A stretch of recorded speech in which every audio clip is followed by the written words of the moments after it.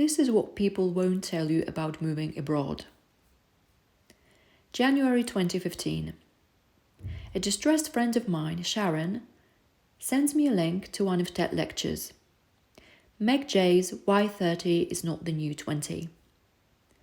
The video implies that you should start the life of your dreams when you are 20-something.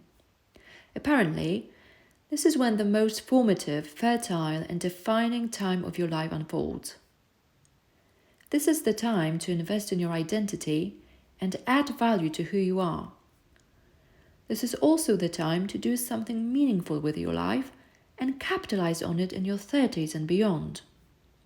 So, instead of treating your 20s as an extended period of adolescence, do something constructive. In January 2015, Sharon was 29 and not living the life of her dreams. In her early 20s, she decided to move abroad to study.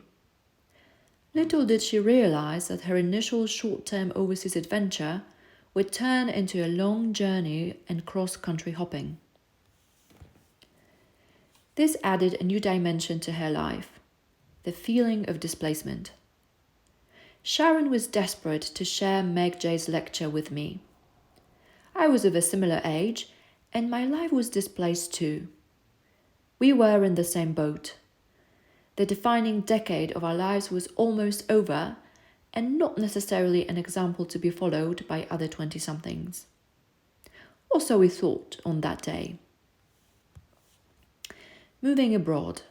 In my early 20s, I had already lived in 4 countries: Poland, Germany, England, and Scotland. My first stay abroad was a 6-month student exchange that turned me into a cross-country vagabond for a few years. I was on the move most of the time, traveling and moving around. In my 20s, I experienced all sorts of existential confusion that I can think of. At 29, I arrived back in my home country, Poland. At the time, I was tormented by one thought. Nothing big or defining seemed to have happened in my life. I didn't start my own family, I didn't make a big career, I didn't possess any significant savings. Interestingly, I never procrastinated on big life decisions, but big life decisions procrastinated on meeting me halfway. Worst of all, though, I had no clue where I wanted to live. Before I moved back home, I had been working for almost 5 years in London, the city of my dreams. I was a working professional in a world capital, and life couldn't have been more exciting and eventful. Still, I was unhappy as an immigrant and as a human being. I felt stuck in a no-exit situation. After I graduated, the carefree life of an international student in the UK wasn't part of my agenda anymore. I loved London and enjoyed working there, but I was alone and my beloved family were back in my home country. My life in the British capital was thrilling, but I felt abandoned, displaced, and anonymous in a big city. Eventually, my inner conflict brought me down to a state of semi-depression. I reached a tipping point. The view of Tower Bridge, much as I loved it, wasn't enough to keep me in London. I wanted out. Parties, exciting cultural events, fun friends, and busy office environments had to go, at least for some time.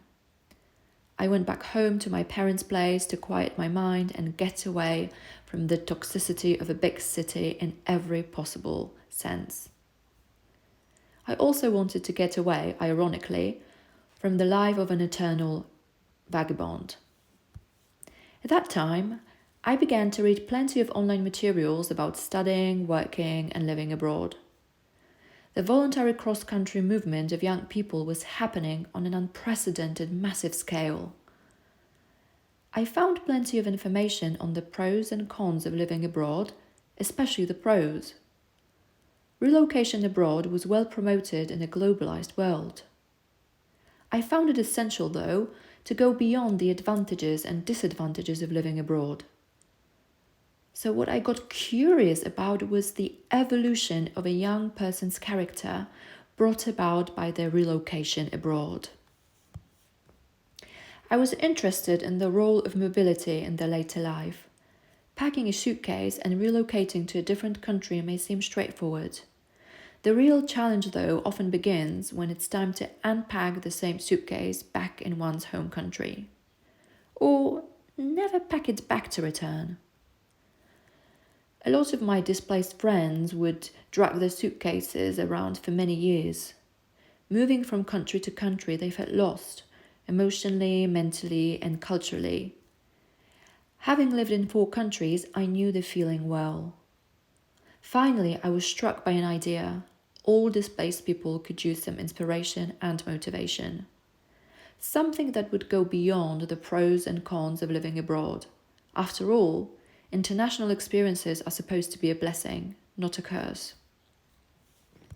So I started writing a book, The Power of Displacement, to touch upon the many aspects of the search of global vagabonds for a global meaning.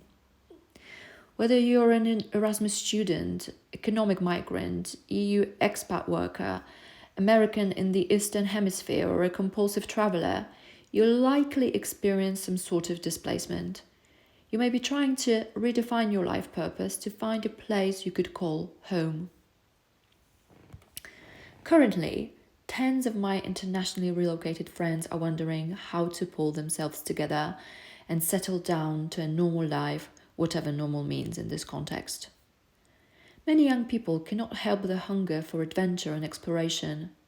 After one stay abroad, they're likely to want more. They may choose to move from country to country and often take longer to enter adulthood. They may feel paralyzed by their displacement, preferring to procrastinate on serious life decisions. Life in a few countries has certainly made me a life purpose seeker who has had to learn a few lessons the hard way. The most important one is that life is nothing but a collection of choices. Trusting your guts and inner GPS will certainly help you make the best ones.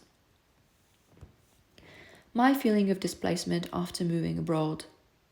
At some point, I lost faith that things would ever fall into place. I felt stuck in my meaningless life as a vagabond that I began to curse. Then it dawned on me one day. I had to embrace my displacement and acknowledge its immense power. I stopped equating displacement with an inescapable doom and gloom. I stopped seeing my way of life as always having to be on the move, which helped me escape responsibility. I replaced my confusion and procrastination with focused actions. In my head, a new concept popped up: the power of displacement. I realized that your personal displacement could bring you some good answers.